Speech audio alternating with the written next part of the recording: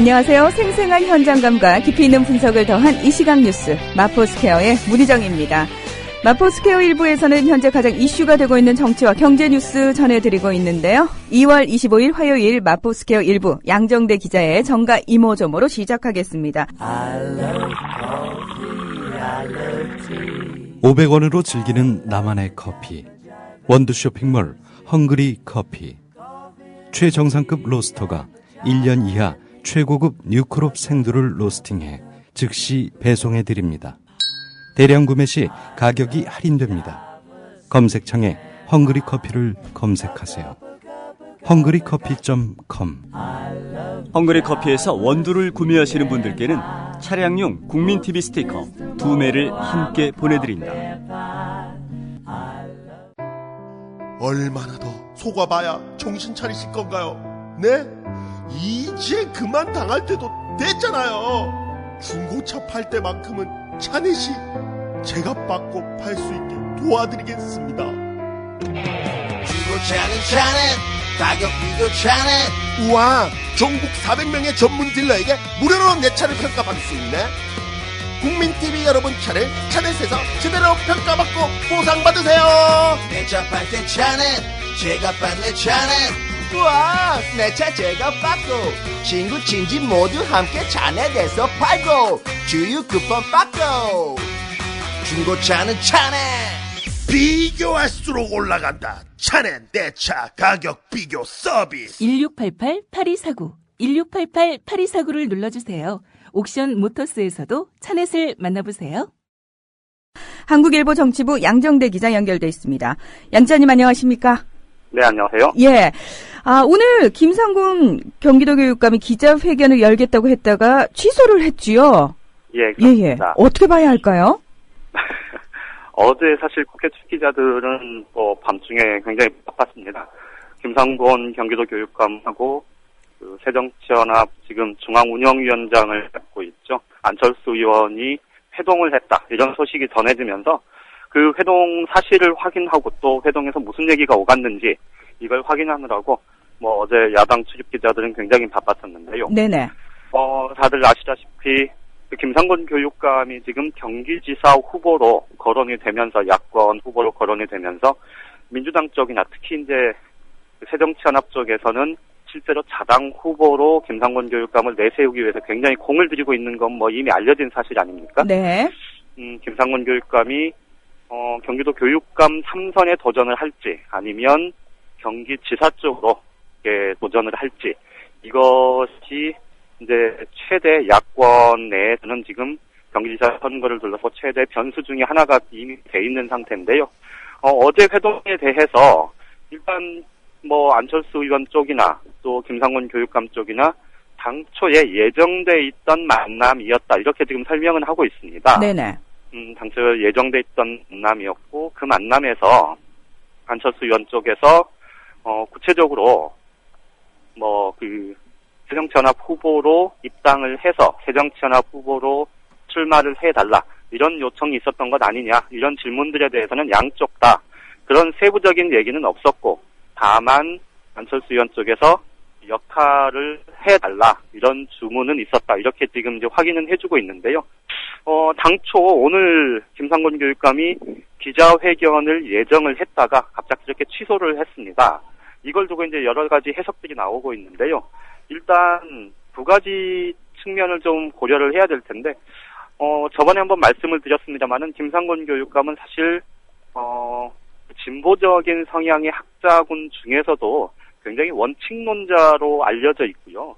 그래서 지금 현재 제도 정치권에서 보면 그 정치적 성향이나 또 노선이나 이런 걸로 보면 사실은 민주당이나 새정치연합보다 좀 더 왼쪽에 있는 분이다 이렇게 말씀을 드릴 수 있습니다. 네. 그런데 그렇기 때문에 이제 민주당에서 김상곤 교육감과 잘 아는 그런 친분이 있는 의원들은 김상곤 교육감이 새정치연합의 후보로 민주당 후보가 있는데 새정치연합의 후보로 출마할 가능성은 제로다 이런 얘기들을 하는데요. 그렇기 때문에 지금 김상곤 교육감 주변에서나 혹은 민주당 일각에서는 김상곤 교육감이 새정치연합과 민주당 양쪽 모두의 지원을 받는 소속은 무소속이지만 정당 가입은 하지 않겠지만 양측 야권의 실질적인 연대를 통해서 지원을 받는 그런 거라면 아마 경기지사 출마 가능성이 굉장히 높아질 수 있다. 이런 얘기들이 나오고 있는데. 지난번에 말씀하셨던 시민 후보 쪽이라고 얘기를 하는 게 훨씬 그랬었죠? 나을까요? 네네. 네네. 그런데 지금 안철수 의원 쪽에서 새정치연합 쪽에서 계속해서 김상곤 교육감을 자당 후보로 내세우는 방안을 굉장히 강력하게 추진을 하고 있고요. 최근에 각종 여론조사를 보면 실제로 새정치연합 후보로 김상곤 교육감을 넣어서 여론조사를 하는 경우들이 굉장히 많습니다. 오늘 저희 한국일보 여론조사도 마찬가지였는데요. 이런 부분들에 대해서 김상곤 교육감 쪽에서 굉장히 좀 불쾌하다, 불편해하는 심기를 노출을 했다고 하고요.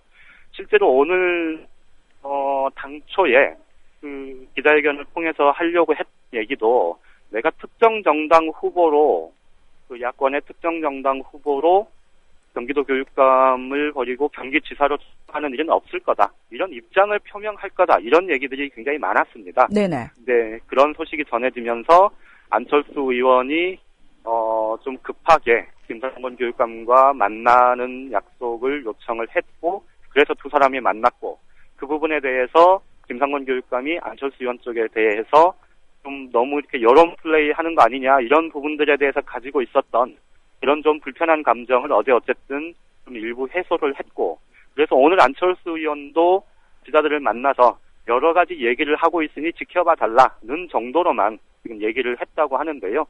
어쨌든 김상곤 교육감이 좀 전반적으로 어쨌든 야권 내에서는 굉장히 경쟁력 있는 경기지사 후보로 이미 지금 두각을 보이고 있는 상황이기 때문에 앞으로 그의 거취를 두고 좀 계속해서 이런저런 해석들이 많이 나올 것 같은데, 민주당이든 지금 안철수 신당이든 경기지사 선거에서 승리하기 위해서는 좀 몇 가지 이렇게 여러 가지 요인들이 굉장히 많이 있겠지만, 김상곤 교육감을 내세웠을 때 이길 수 있는 확률, 그리고 그것이 야권 전체의 좀 공조, 이런 부분들과 굉장히 전략적으로 맞물려 있는 대목이어서 앞으로 양측 모두와 김상곤 교육감 이 3자 사이에 계속해서 논의는 당분간 진행이 될 것 같습니다. 네.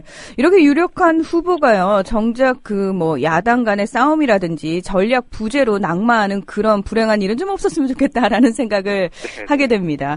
예, 새누리당 얘기를 좀 해봐야 될 것 같습니다. 상향식 공천제 도입 오늘 최종 확정했는데요. 예, 이 그렇습니다. 과정에서 전략 공천 부활 문제를 두고 논란이 적지 않았죠? 어제 최고위원회의에서 전략 공천을 다시 부활하는 쪽으로 가닥이 잡혔다가 내부 반발 때문에, 당 안팎의 비판 여론과 반발 때문에 다시 그게 이제 일부 조정이 됐는데요.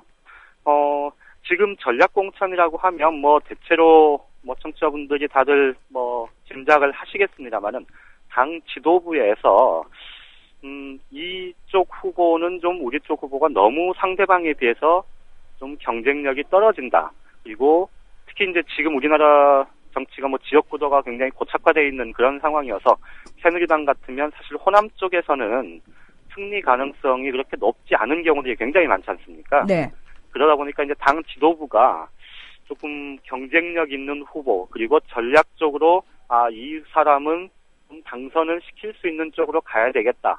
이렇게 이제 판단을 해서 후보를 직접 선정을 해서 최종적으로 확정하는 그 과정이 이제 전략공천 과정인데요.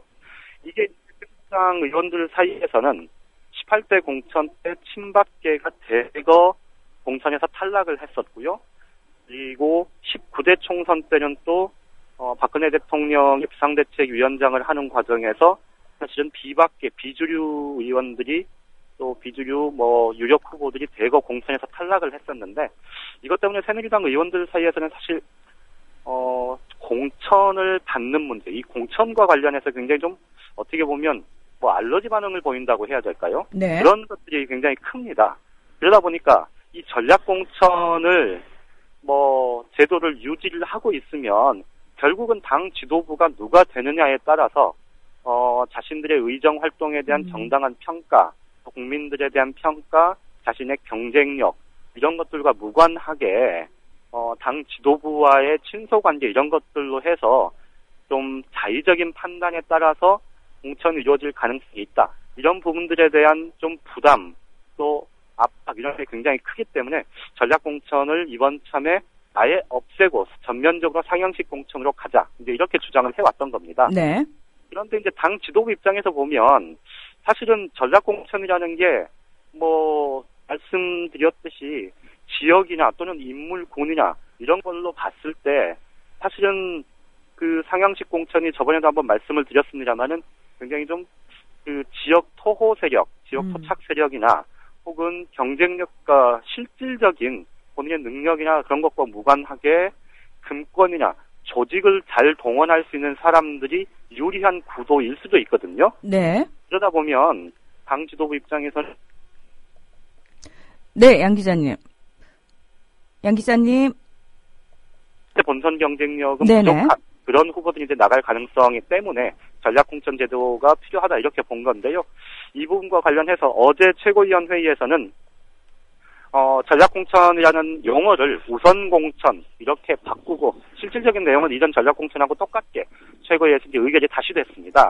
그러다 보니까 지난주에 불과 며칠 전에 상향식 공천 전면화를 얘기하면서 전략공천 제도를 폐지하겠다. 공천권은 이제 당 지도부가 아닌 국민에게 돌려주겠다. 이렇게 호언장담했었던 그게 불과 며칠 만에 다시 뒤집어진 셈이니까 여론도 별로 호의적이지 않고 또 말씀드렸듯이 공천 문제에 대해서 알러지 반응을 보이고 있는 의원들 사이에서 반발이 굉장히 컸던 겁니다. 그래서 이제 오늘 부랴부랴 논의 과정에서 전국 상임중앙위원회 논의 과정에서 이 비박계 비주류 의원들을 중심으로 해서 반발들이 굉장히 거셌고요. 결국 최종적으로는 이 경쟁력이 현저히 낮다. 이 부분에 대해서 주관적인 판단을 최대한 좀 없애는 쪽으로 해서 여론조사와 같은 구체적인 수치들을 통해서 확인할 수 있는 경우 이렇게 지금 문구를 집어넣어서 이제 오늘 수정 의결을 하게 됐고요. 지금 현재 열리고 있는 전국중앙위원회에서 이제 전국위원회에서 아마 최종적으로 확정이 될 텐데요. 수차례 걸쳐서 지금 계속 거듭 말씀을 드립니다만 이 상향식 공천제도라는 게 과연 진짜 명분은 정말 공천권을 아래로부터 행사하는 국민과 당원들이 공천권을 행사한다. 이런 명분은 정말 훌륭한데 실질적으로 이게 우리 정치 현실에 비추어서 당원제도가 굉장히 취약한 우리 현실에 비춰서 과연 적절한 제도인지 이 부분은 좀 꼼꼼히 다시 한번 따져봐야 되지 않을까 싶습니다. 네, 늘 그렇습니다. 새롭게 규정을 만들고 제도를 만드는 것뿐만 아니라 올바르게 또 그 제도가 잘 운행이 될 수 있기에 사실은 옆에서 이렇게 어떤 보조장치 같은 것들이 더 잘 돼야 되지 않겠습니까? 근데 그렇죠. 그런 부분에 대해서 거의 신경을 쓰지 않는 분위기이기 때문에 지금 양 기자님이 걱정하는, 우려하는 그런 부작용 충분히 우리가 예상할 수 있지 않나 그런 생각이 듭니다. 네네. 네. 이 박상증 목사 얘기를 좀 해봐야 될 것 같은데, 민주화 운동 기념사업회 이사장까지 낙하산으로 내려오다니 지금 많은 분들이 굉장히 이제 분노를 하고 계신데요. 정치권에서도 논란이 되고 있죠. 예, 그렇습니다. 박상증 이사장, 박상증 목사에 대해서는 많은 분들이 다들 잘 알고 계신 분이고, 그리고 그분이 살아온 이력이나 이런 부분들에 대해서 평가하는 의견들도 굉장히 많지 않습니까? 네. 그런데 이제 지난 대선 때, 박근혜 대통령, 박근혜 후보를 이제 적극적으로 지지 지원을 했었고, 그 당사자인, 그러니까 정치색을 분명히 한 그런 상황에서 민주화운동 기념사업회 이사장, 결국 이번, 네. 이제 이런 지적이 나오는 건데요. 지금 논란이 되고 있는 대목은 크게 두 가지입니다. 방금 제가 말씀드렸던 이 정치적인 성향이 분명하게 드러난 그런 인사 아니냐라는 거 하고요. 또 하나는 이 민주화운동 기념사업회 내부의 정관과 규정을 위배한 인사였다는 겁니다. 그렇죠. 절차상의 문제가 있었죠, 명백히. 그렇죠. 이 절차상의 문제는 사실 단순한 문제가 아니고요. 굉장히 좀 치명적인, 특히 민주화운동 기념사업회라는 굉장히 좀 상징성 있는 기관이라는 점을 감안을 하면 굉장히 좀 치명적이다 이렇게 말씀을 드릴 수밖에 없을 것 같은데요. 네네. 내부에서 그 정관과 규정에 따라서 이사장 추천위원회에서 선정한 인사, 이 복수로 이제 인사 추천을 했는데 거기에는 박상정 목사가 포함이 안 돼 있었다는 것 아닙니까? 네. 그런데 이 내부 규정에 따라서 이 이사장 추천위원회에서 추천한 그 인사들을 빼고 안전행정부에서 다른 사람으로 제3의 인물로 이렇게 인사를 한 건데요. 이게 뒤집어 보면 우리 입맛에 맞지 않는 사람이라면 내부 정관이고 규정이고 이거 다 무시하겠다는, 그렇게 인사하겠다는 거를 좀 상징적으로 보여준 그런 측면도 있고요. 더더군다나 박상정 목사 같은 경우에 본인이 정치적 성향을 어떻게 드러냈는가와는 무관하게 그 자신이 살아왔었던 그 삶의 궤적 자체를 좀 스스로 부정당하는 그런 인사의 당사자가 된 꼴이어서 굉장히 모양새도 좀 우습게 됐습니다. 네네. 그러니까 지금 국회에서는 야당 의원들이 어디 안전행정위원회가 파행을 빚은 직접적인 원인이 되기도 했고요. 민주당에서는 연일 논평을 통해서 반대 임명 철회를 요청하고 있고, 오늘 새정치연합에서도 임명 철회를 공개적으로 요구를 하고 나섰습니다.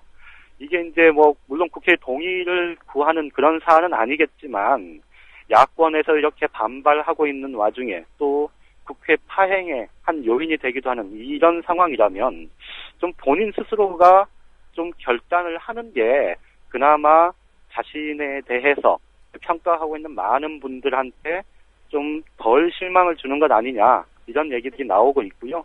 이 박근혜 대통령의 인사 스타일 문제를 두고 다시 한번 논란이 불거질 가능성도 굉장히 높아 보입니다. 네, 양 기자님 오늘은 여기까지 듣겠습니다. 고맙습니다. 예, 고맙습니다. 한국일보 정치부 양정대 기자와 정가 이모저모 알아봤습니다. 네, 여러분께서는 국민TV 라디오 마포스퀘어와 함께하고 계십니다. 계속해서 뉴스의 재구성 함께 들으시겠습니다. 예, 지금 플레이가 돼야 되는데 갑자기 이렇게 컴퓨터가 말썽을 일으키네요. 입모양은 이상해도 말은 바로 하라고 했거늘. 2월 24일 민주당 최고위원회의에서 신경민 최고위원.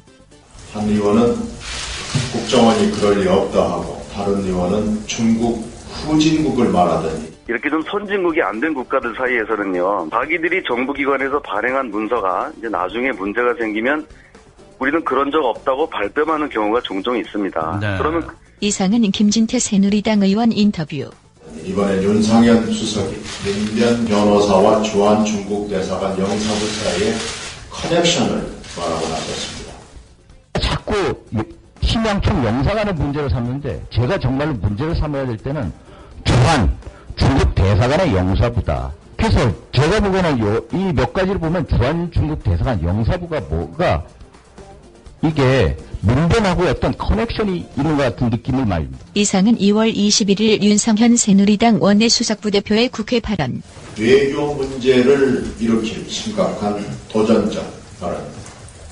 중국 공문서 위조 혐의는 한국법과 중국법을 어긴 무거운 범죄 행위에 해당합니다. 간첩 조작을 위해서 중국 공문서를 위조한 국가기관을 두둔하는 그 자체가 또 다른 범법 행위에 해당하고 국제적 망신입니다. 애국이라는 것은 아무런 명분 없는 범죄를 두둔하면서 진실을 은폐하는 것이 될 수는 없습니다. 애국으로 포장할 일이 아니고 애국심은 그럴 때 그렇게 발휘하는 일이 아닙니다. 한편 같은 시간 새누리당 최고위원 회의에서는 한계호 최고위원이 어처구니 없는 발언을 했는데, 세계 스포츠 언론들과 빙상 관계자들이 이구동성으로 판정에 문제가 있다고 하고, 김연아 선수 역시 아쉽고 서운하겠지만 결과에 깨끗이 승부하는 모습은 우리들로 하여금 많은 것을 깨닫게 하고 있습니다. 지금도 민주당을 비롯한 야권은 패배를 받아들이는 대신 아직도 대선의 연장선상으로 생각하고 대선 불복의 이유를 내걸고 세월을 보내고 있습니다. 민주당을 비롯한 야권은 김연아 선수를 배워야 합니다. 이에 대해 채널A조차 비꼬고 있으니, 그러니까 야당의 깨끗한 승복 정신을 강조하고 있는 것 같은데, 다시 보면은 그럼 지난 대선이 불공정했다는 거를 인정한다, 이런 얘기가 되는 게 아닌가. 그렇네요. 해석이 이렇게 나온 예. 겁니다. 그래서 오늘 민주당의 허영일 부대변인이 논평을 냈는데요. 새누리당에서 지도부에서는 처음으로 지난 대선이 불공정했다고 인정했다는 발언이 나왔다. 네. 이런 반응을 보였고요. 그래서 이제 김연아 선수가 불공정 판정으로 금메달을 빼앗겼지만 대범하게 수행한 것처럼 지난 대선도 박근혜 대통령이 불공정 선거로 당선이 됐지만 민주당도 이를 통 크게 수용하라는 뜻으로 받아들여도 되겠냐 이런 반응을 보였습니다. 정치인의 말 하기 전에도 신중해야 되겠고 비유도 잘해야 되겠어요. 네, 맞습니다. 네.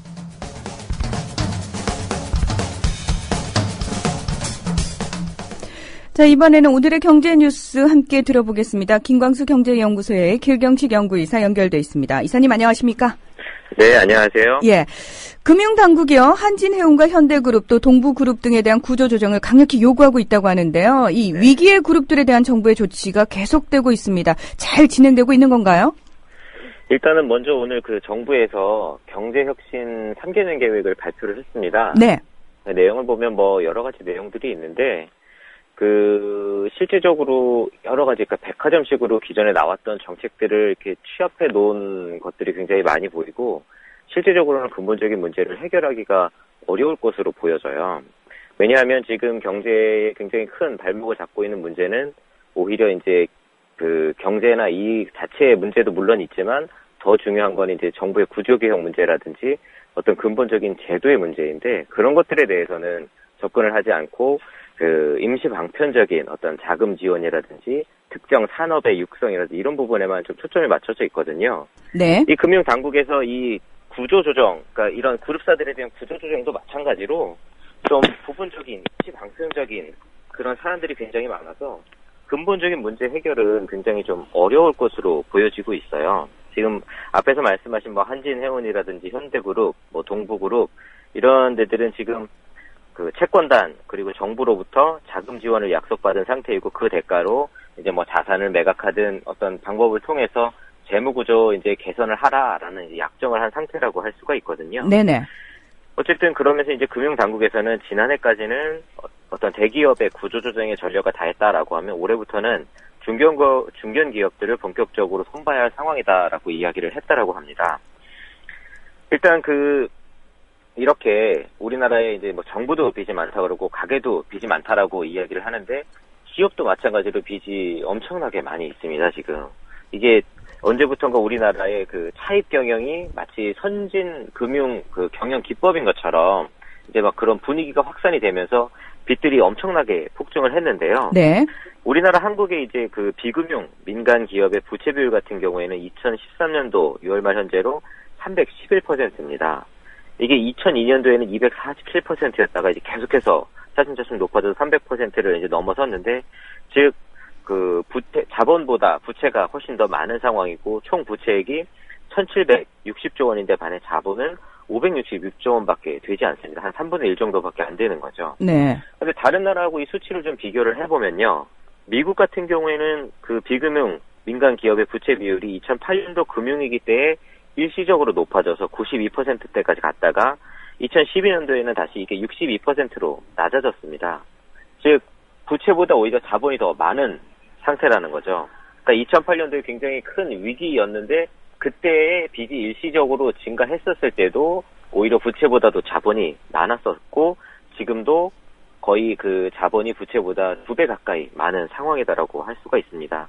그러니까 어떻게 보면 미국은 세계 최대의 선진국이라고 할 수 있는데 이런 나라에서는 부채를 통해서 사업을 하는 것이 아니라 경영을 하는 것이 아니라 오히려 자기 자본을 가지고 경영을 하는 것이 오히려 더 보편적인 상황이다라는 걸 알 수가 있습니다.